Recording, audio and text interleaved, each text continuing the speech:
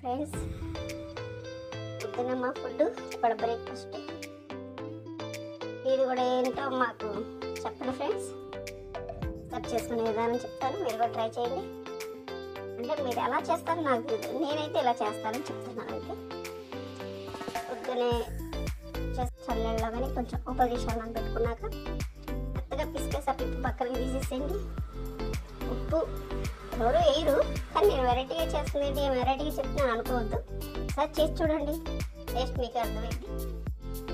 ఉప్పు వేసుకున్నాక కొంచెం షుగర్ యాడ్ చేయండి ఫ్రెండ్స్, పంచదార కానీ బెల్లం కానీ యాడ్ చేయండి. అది బాగా ఉడికేటప్పుడు కొంచెం ఆయిల్ వేయండి. ఆయిల్ ఇదంతా నీరంతా దిగిపోయి ఆ నూనె అనేది మనకి పైకి తెట్లగా కనిపించాలి.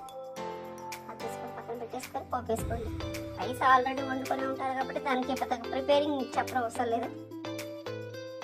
ఆయిల్ పెట్టుకోండి, ఆయిల్ వేసుకొని పల్లీలు ముందు తాలింపు గింజలు వేసుకోండి. తర్వాత అవి కొంచెం వేగినాక పచ్చిమిర్చి ఎండుమిర్చి వేసుకోండి. అవి కూడా పర్లేదు, కొంచెం లైట్గా వేగినాక పల్లీలు వేసుకోండి ఫ్రెండ్స్. పల్లీలు కొంచెం లైట్గా అవి కూడా కొంచెం బాగా రెడ్డిష్గా వచ్చేలాగా వేయించుకొని ఇప్పుడు కరివేపాకు తీసుకోండి. వేసుకొని రైస్లో ముందు చింతపండు కలిపి పెట్టేసుకోండి. చింతపండు పులుసు కలిపి పెట్టుకోండి. తర్వాత ఈ తాలింపు నీసి కలపండి. పైన క్యారెట్ లేదు ఇవాళ మా ఇంట్లో, అందుకని వేయలేదు, మీకు చెప్తున్నాను వేసుకోండి. క్యారెట్ తురుము కొత్తిమీర పైన చల్లుకోండి. అలా సర్వ్ చేసుకోండి. చాలా బాగుంటుంది, టేస్ట్ అద్భుతంగా ఉంటుంది. ఒకసారి తిన్నోళ్ళు మళ్ళీ అడిగి చేయించుకుంటారు ఫ్రెండ్స్ మీ చేత. ఈ సీక్రెట్ ఎవరికి తెలియదు, చాలామందికి తెలియదు.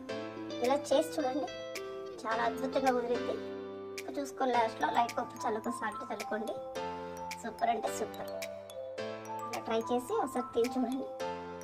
తర్వాత మళ్ళీ మీకే చేసుకోవాలనిపిస్తుంది. సరే మరి, బాయ్.